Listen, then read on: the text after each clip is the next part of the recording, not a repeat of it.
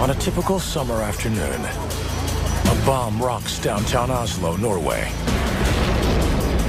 The chaos that ensues forever changes this peaceful nation. People were just running as fast as they could and screaming. 8 lay dead. Little does anyone know, the killing is far from over. Just 2 hours later, on a picturesque island, the bomber continues his merciless attack. He went over to one of the people who was on the ground, and he shot him in the head. Hunting down and killing 69 attending summer camp. It was a bloody massacre.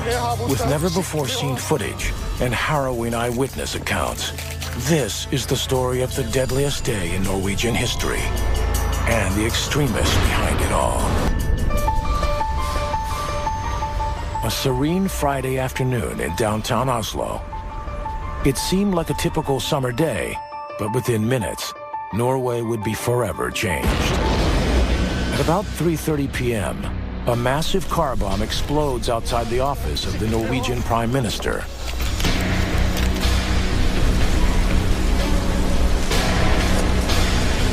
Eight people are killed and scores are injured. The government district is in total chaos. To be honest, I thought it was Al-Qaeda. The blast is so strong, it blows out windows in a half-mile radius. The once tranquil city now looks like a bombed-out war zone. Mange drepte og store ødeleggelser på bygninger. Så det det største jeg har vært med på. And the terror is just beginning.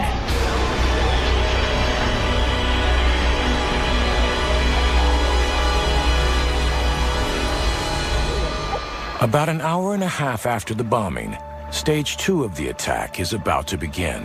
The target, the tiny island of Utøya, 20 miles from Oslo, where 600 young people from Norway's ruling Labour Party are enjoying a summer retreat. Within minutes, this idyllic setting will turn into something out of a horror movie.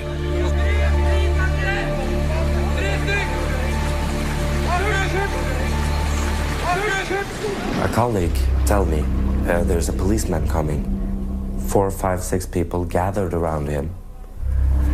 And then I see he pulls out his gun and shoots every single one from close range, from point blank actually. For the next 90 minutes, the shooter systematically stalks and guns down anyone in his sights. When the shooting got closer, we were like, it's only a question left. How would we like to die? Would we like to get shot or would we like to drown? And that was when Matti and I was like, okay, we would rather drown. It was a bloody massacre. He did it calm, slowly, and brutal. Police arrived to a scene of utter carnage, with 69 dead bodies strewn across the island. And when they close in on the gunman, they're in for a shock. He isn't an Al-Qaeda operative. He's a 32-year-old Norwegian citizen named Anders Behring Breivik. As he's arrested, the whole world is clamoring to know, who is this man and why did he do it? Breivik was born in 1979, the son of a nurse and a diplomat who left the family when Anders was a baby. Except for the divorce, he had a normal middle-class upbringing. In his 20s, some say Breivik aspired to be a model. It's rumored he even had plastic surgery in the US to perfect his facial features. We could describe and label him in a variety of ways, including, it seems to me, to be a narcissist, somebody who's paranoid, somebody who is desperately seeking attention. He's wanting to draw attention to himself. Into his late 20s, Breivik's interests turned to politics, and at age 30, he began writing a rambling 1,500-page manifesto, which he calls the European Declaration of Independence. It's his blueprint for a ruthless terror campaign for a Muslim-free Europe. The manifesto is set in 3 different books and basically claims that Europe has been overrun by immigration, particularly Muslim immigrants. Breivik is quite Islamophobic, xenophobic. racist. He clearly wants to reclaim, as he sees it, Europe for Christianity. Breivik claims it is his mission to cleanse Norway and Europe of all Muslims and punish those politicians who encourage multiculturalism, specifically the Labour Party. And slowly but surely, he begins to formulate a master plan. In his manifesto, Breivik divides his mission into 4 stages. First, he creates false credentials to raise and then spend 140,000 euros on his terror operation. Then he will buy all the necessary equipment and materials over a long period of time to avoid suspicion. Nearing D-Day, he'll spend no longer than a week preparing the bomb and ammunition to minimize the risk of being caught. And finally, Breivik will put the attack into motion. Here he adds a note to self: good luck and give them hell. Between 2008 and 2011, Breivik legally purchases a Ruger Mini 14 semi-automatic rifle and a Glock 17 pistol. He also obtains a police uniform and hollow point bullets. Online, he finds the instructions he needs for building a car bomb. To make that device, which could comprise, more than a ton of explosives, you need a lot of, first of all, you need a lot of material for that, for example, fertilizer and the additional materials, but also you need the facilities to be able to mix the explosives in the right quantities. So, at the beginning of May 2011, 82 days before the attacks, Breivik moves into a remote farmhouse near the town of Årsta, 100 miles north of Oslo. Here, Breivik can quietly finish his manifesto, hide his cache of weapons, and build his bomb. Posing as a would-be farmer, he rouses no suspicions. Just a regular guy. He was not nervous, just polite and normal, like Norwegians are usually. If they only knew, the man next door was planning to slaughter dozens of people in a single afternoon. Breivik writes, "I continue to search for methods of purifying the bomb. Failure is not an option." The day before the attacks, Breivik travels to Oslo for his final recon mission. At 1:30 p.m., a cab picks him up from the train station near Årsta and takes him back home. And when we came to the farm, I see this little van, and it was parked in the front like this. And maybe it was maybe it had a bomb in this car too, maybe, because it looks heavy, that car. Preparations are complete. The bomb is primed. Tomorrow, the killings begin. On the morning of July 22nd, 2011, Anders Breivik is about to put his manifesto into action, bombing and shooting his way to infamy. This is the beginning of Breivik seeing this martyrdom coming into fruition. He knows he's taking steps that are going to lead to a particular conclusion that he's thought very carefully about, that he's been planning for a long period of time. At 10 a.m., Breivik logs onto his computer and uploads an anti-Islamic video onto YouTube.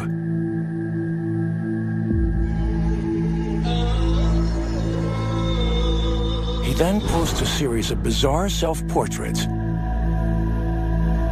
In one, he is dressed in a Knights Templar uniform. In another, he wears Freemason regalia. And in a third, in a biological warfare suit, apparently preparing poison-tipped ammunition. Finally, one is a Norwegian gentleman, writing, "We must look our best before the shoot." There are a number of narcissistic features. The most obvious one is the dressing up. There are lots of photographs of Breivik in uniforms, the dressing up as a mason, carrying weaponry.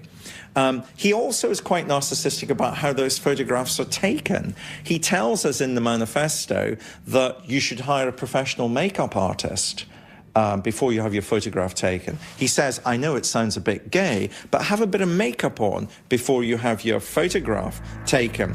Breivik then puts the finishing touches on his manifesto, signing it Andrew Berwick, the English version of his name. In many respects, this is Breivik's way of communicating with the wider world. His manifesto is for him, to use another analogy, his Mein Kampf. Breivik's writings are part political rant, part terrorist handbook, part autobiography.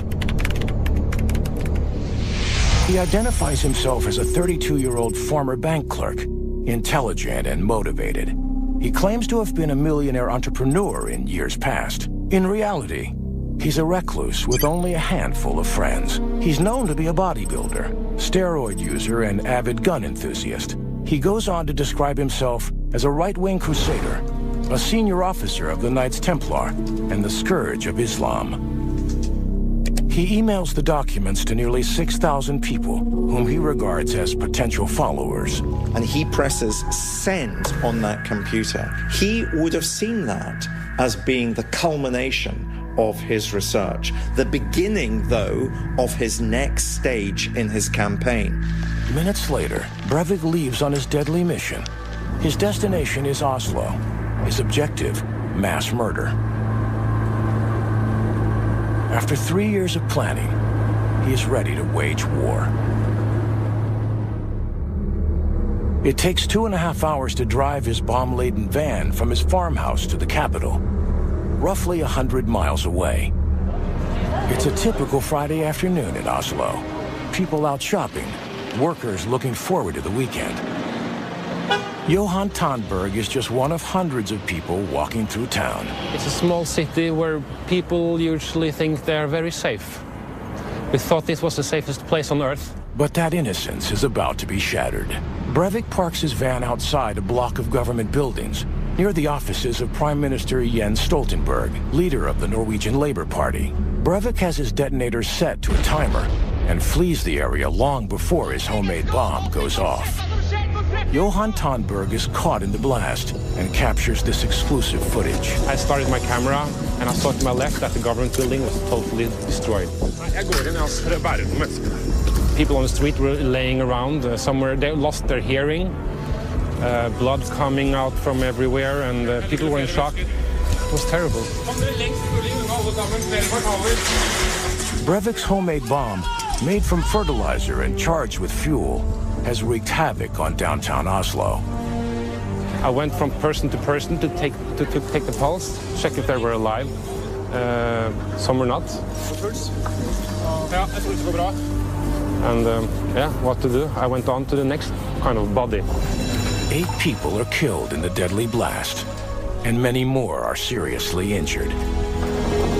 The pictures from New York 9/11 came back to me immediately, and I thought, okay, this is the terror we've been waiting for.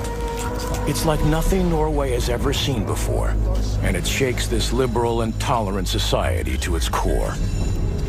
But this is also an act of diversion. If all your resources are being funneled towards, for example, in this case, the bomb explosion, it's a big mistake, especially in the age of Al-Qaeda terrorism, where multiple attacks are quite frequent. And so if you send all of your ambulances or your police resources to, for example, the building, you're laying yourself completely open to an attack of the sort that took place. As Oslo reels, Anders Breivik is already moving on. He hails a cab and heads to his second target. It's one thing to set a detonator. This time, Breivik will have to look each of his victims in the eyes. Utøya is a small island in the middle of Tyrifjord Lake, 20 miles north of Oslo. For generations, Utøya has hosted an annual summer camp for the children of the Labour Party elite and other young party members. The island is just 24 acres, roughly the length of 5 football fields, and half as wide across. As Breivik makes his way to Utøya, the island is abuzz with about 600 campers, including 21-year-old bartender Adrian Prekon, Vegard Grossli Weinsland, a politics student from Oslo, and 21-year-old Nicolene Bershi, who arrived on the island that morning. It's a beautiful out there. There are trees, there are rocks, it's just idyllic. It's been like a really good place to come every summer since I was maybe 16 or 17 years. A place where I like fall in love, a place where we've discussed the world problems and of course solved them, and a place that's really amazing. Shortly before 5 p.m., Anders Breivik arrives at the lake dressed in a police uniform. He waves a fake ID at the ferryman and asks for a ride to the island. The ferryman helps him load his duffel bag full of weapons and ammo as they set out on the crossing, a little less than half a mile. Meanwhile, news of the Oslo bombing is just spreading through the camp. People were confused. They were calling around their friends. They were hugging each other. They were crying. The last thing said in these meetings was that we have to think about and remember that Utah is probably the safest and best place we can be at this moment. Somebody called their parents and they said like, oh, I'm so glad that you're on the island because then you're safe and we don't have to worry about you. Little does anyone know what horror is headed their way. It's late afternoon on Friday, July 22nd, 2011, and Anders Breivik, dressed as a police officer, is closing in on the island of Utøya, where young Labour Party members meet for their annual retreat. Rather than target Muslim communities, he wanted to focus on the next generation of left-wing leaders, and to that end headed to Utøya Island, where future leaders of the Labour Party were congregating.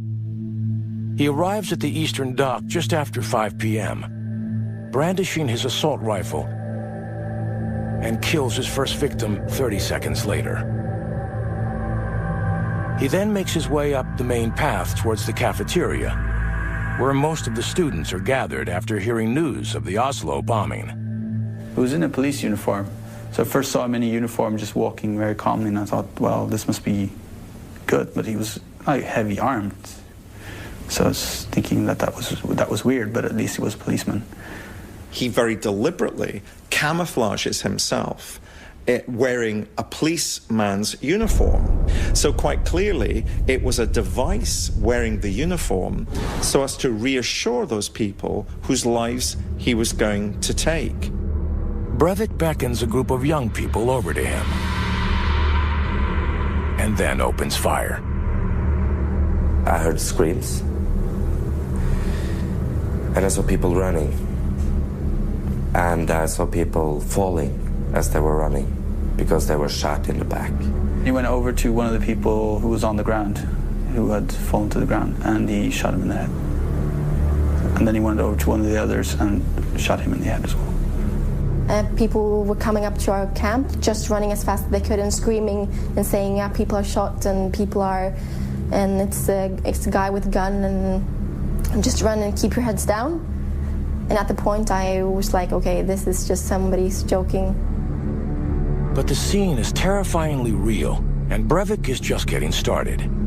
He walks through the campsite in the middle of the island, looking for victims and shooting them one by one. People panic and run for cover in the tented area. Adrian is among them. People ran through the tent city.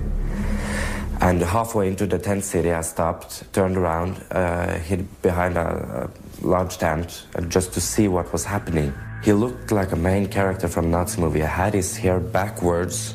It was blonde hair backwards. He had that special look on his face, like a rock. So we walked off to the tents, opened them slowly. We looked inside, shot, and you can see the tent turning red from inside. He was extremely calm. He was walking straight towards people, shot them. Walked in another direction, shot another person. Looked around, saw who else to shoot, shot him or her. He was calm. The bomb being left outside the government building has a distance psychologically between the deaths of those people who will die as a result of the bomb exploding and Breivik. But when Breivik is shooting people on that island, he is looking into their faces. terrified campers begin scattering to the edges of the island, searching desperately for a hiding place.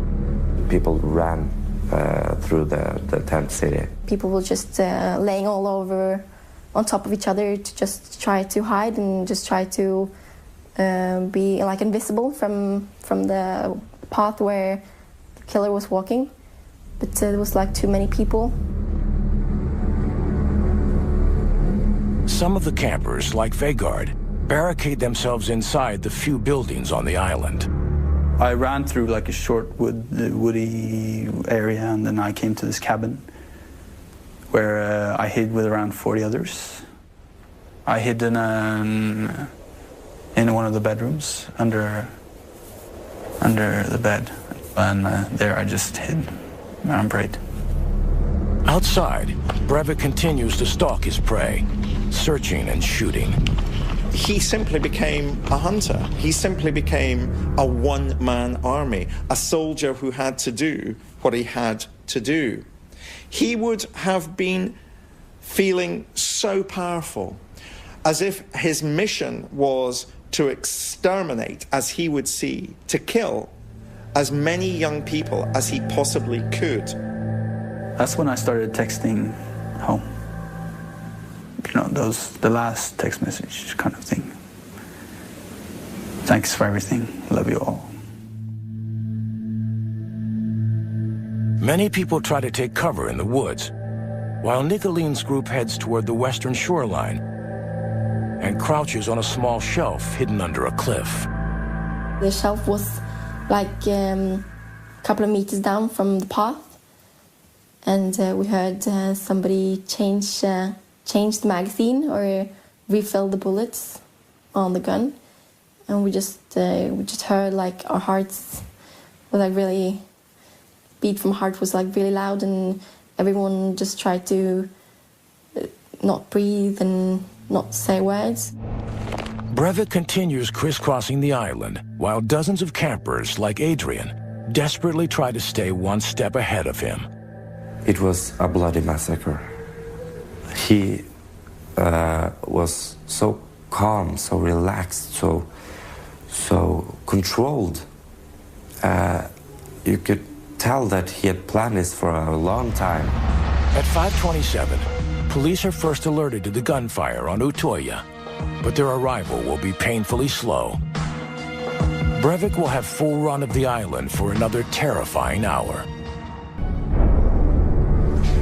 30 minutes into his shooting spree, Anders Breivik has turned an idyllic summer camp into the scene of a bloody massacre. And his rampage isn't nearly over. He has picked the perfect location for his shooting spree. It's almost half a mile from shore, and police, distracted by Breivik's massive bombing in downtown Oslo, are an hour away. Dozens of terrified campers are still scrambling for survival, searching for new hiding places as the killer's hollow point bullets ring out across the island.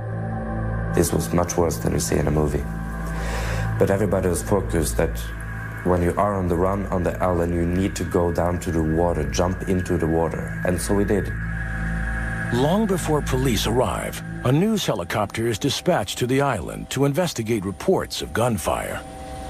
We started looking around in the water, and of course we could see a lot of people swimming in all directions, and then we could see the boats, and then you kind of start looking at things differently, and you start to noticing that something is terribly wrong down there.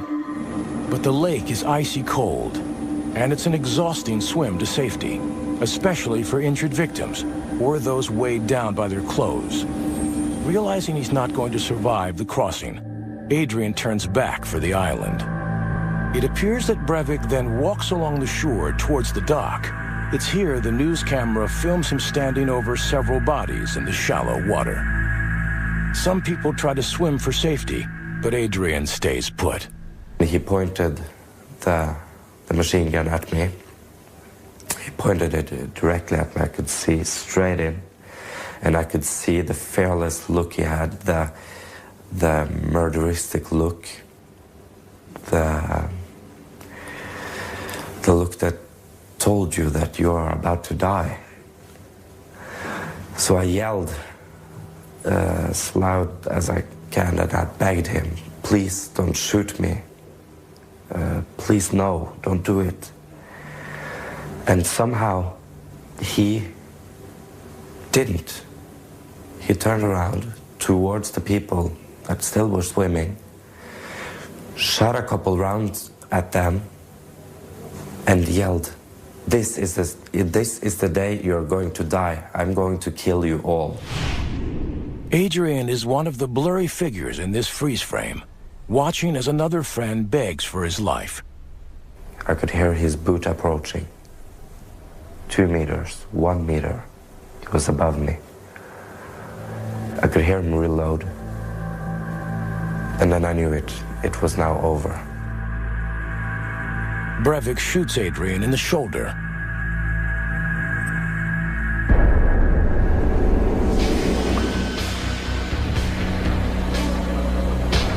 Nearly 6 p.m., an hour into the rampage, Adrian plays dead, hiding under the corpses of his fallen friends. Back in Oslo, emergency personnel are dealing with the country's worst domestic attack since World War II. Breivik's multiple attacks are stretching the capital's security and emergency services to their limit. Breivik carries on his massacre with an eerie and menacing sense of calm. One has to look at the deadly effectiveness of everything that he did. There's no evidence at all that he lost control, that his mental state had deteriorated or anything like that. This was a man that remained totally in control. It may be that as time went on, there's some suggestion that he was deriving satisfaction, the allegations that he cheered when he was actually killing people. But in general, that was not to an extent that he was losing control of himself. Everything was running like clockwork. Everything was going to plan. And with police stuck back on shore with engine trouble, Anders Breivik will own this island for another horrifying 30 minutes. At 6:25 p.m., after a killing spree that lasted a horrifying 90 minutes on the rustic Norwegian island of Utøya, 2 squads of counterterrorism police arrive from Oslo. For victims who've been terrorized by a gunman in a police uniform, this isn't a welcome sight. I heard screams like never before. I was looking up and I saw 3 policemen coming with machine guns. And remember that this terrorist, was also a policeman. And now we were thinking, oh my God, now the rest are coming. They're coming to kill us. So we threw rocks, we cried, we screamed. But we all realized very fast that when they started to help us with our wounds, that these were real policemen and that they were there to help us. I heard people outside that were screaming, yelling commands at each other, you know, go, go, and stuff like this. I don't remember exactly what they said, but something to that effect, and that was very reassuring, and I could just wait for them to just, you know, break in. And that was just a moment of extreme relief. And even more so when they came into the room that I was in, and they finally, you know, accepted that there was only 2 civilians there. To come out in the living room and just seeing, you know, 35 of your comrades, none were dead. It only takes police a few minutes to find Breivik. Etter hvert så kom vi over i mer skogsterreng, og brått foran oss så står gjerningsmannen med hendene hevet høyt over hodet. His cooperative surrender doesn't fit the pattern of a terrorist or a spree killer. Men like Thomas Hamilton, who in 1996 shot dead 16 Scottish schoolchildren and their teacher in Dunblane, and then killed himself. Or Eric Harris and Dylan Klebold, who carried out the Columbine High School massacres in 1999. They also turned their guns on themselves. Of course, what's interesting about Breivik as a spree killer is he doesn't take his own life.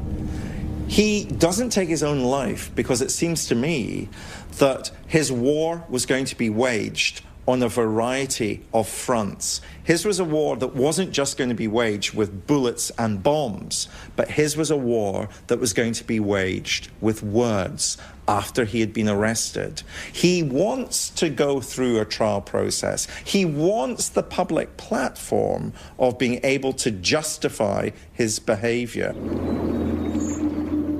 With Breivik arrested, police check the island for other gunmen and begin tending to the survivors. Many have bullet wounds. All seem to be in shock, physically and emotionally. We've been quiet for 2 hours while we were really, really scared, and while everyone wanted to scream and cry. And when we first got rescued, everyone could let their feelings out and call the parents and be hysterical. The aftermath is haunting. The carnage, unfathomable. Fallen bodies are everywhere, 69 in total. A few are adults who volunteered at the camp. Most are teenagers, some as young as 14. Boaters do their best to rescue the campers who tried to swim to safety in the freezing water. One guy was folding his hand and he said, "Thank you," and looked at me, "Thank you very much, thank you." And they were some were showing appreciation. Other was just putting their heads like this, and I didn't see the faces at all. And but they were wet and they were freezing, shivering like this. Other boats circle the island, filming and searching for signs of life amidst the bodies that line the shore. I remember the people laying down. It could be jackets, it could be... But I realized now that that was actually deceased young people on the shore, and they were scattered all over there.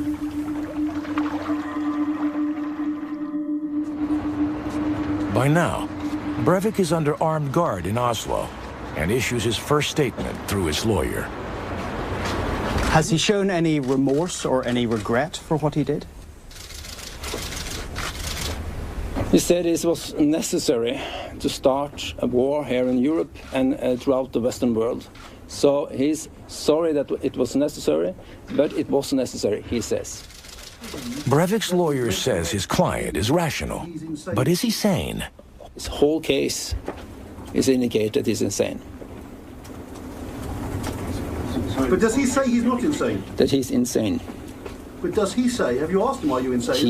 He's in a war, and he says that the rest of the world, and especially the Western world, don't understand his point of view. But in 60 years' time, we all will understand him. Maybe the war lies deeper within Breivik's psyche. Breivik's not hearing voices, seeing visions. And therefore, I think we have to look at the personality disorder that might be driving his behavior. Perhaps we're dealing with that kind of cluster B personality disorder, somebody who's narcissistic, someone who demonstrates black and white thinking, and clearly somebody who's going to make a big, grand gesture so that everybody's going to stand up and take notice of him. Some experts believe his obsession with the medieval Knights Templar is critical to understanding Breivik's behavior. One of the key elements of the far right is its understanding of myth. And in this regard, we're talking about a myth that of the clash of civilizations, so-called, that goes back 1,000 years to the Crusades. And of course, the Knights Templar were themselves heavily involved in the Crusades. This was somebody who saw the idea of presenting himself as a Templar knight, as almost entering this world of fantasy, but at the same time reflecting quite a long tradition within the extreme right subculture. Either way, this is how Breivik apparently sees himself, as a crusader. He's described himself as a cultural Christian, and I think that perhaps a more appropriate term might be crusading Christianism. In the same way that we talk about jihadi Islamism, we're really identifying a political doctrine that takes on, as it were, the veneer of religious faith.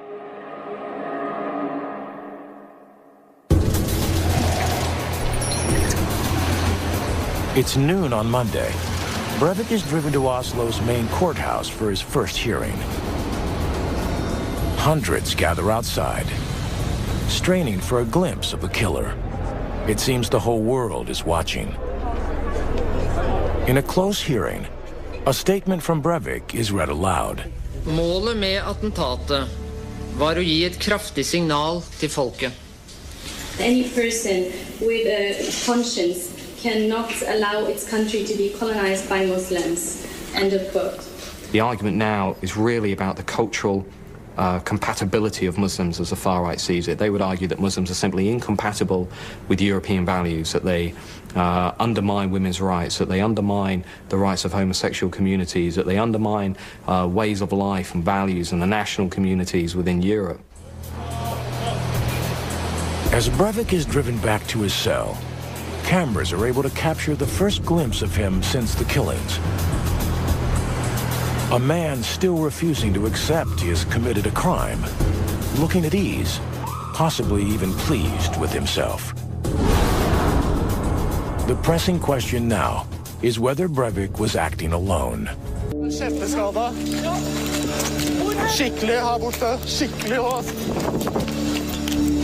In a matter of 3 hours, a homegrown terrorist brought unprecedented fear and grief to the heart of Norway. The mastermind of a twin attack that many see as Oslo's 9/11.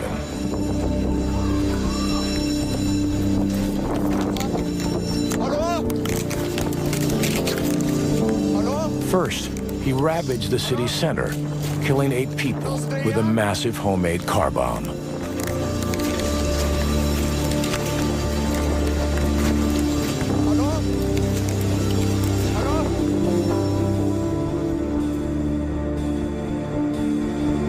Then, he gunned down 69 young people at a summer retreat on a beautiful island.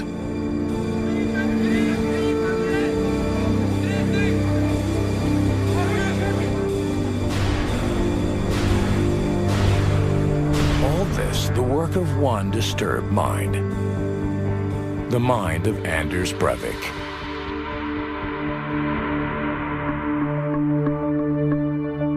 He appears to enjoy the notoriety that comes from being public enemy #1 as he leaves an Oslo courtroom just 72 hours after the massacre. There's no sign of remorse, just smug satisfaction. Well, I think he would have enormous satisfaction. He's achieved what he wanted. The entire country is in mourning for the 77 lives lost. Memorials and makeshift shrines spring up in the wake of the tragedy. We will not be intimidated or threatened by these attacks. The aim of such attacks is to spread fear and panic. We will not let that happen.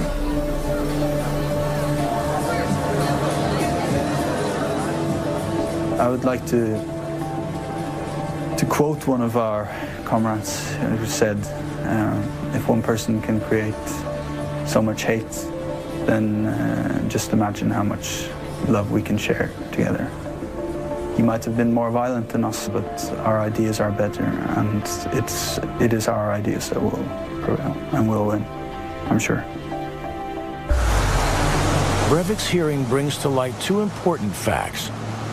First, that Breivik had in fact come to the government's attention back in March 2011, when he tried to buy chemicals on the internet from Poland. Second, the court discloses the fact that Breivik had spoken about 2 other cells, raising the possibility of further attacks. Breivik boasts in particular about his connections with militant anti-Islamic groups in Britain. There is certainly compelling evidence that Breivik looked toward groups like the English Defence League. If not in ideological terms, certainly in strategic terms, in this notion of operating outside of the ballot box, presenting a more confrontational, provocative style of politics.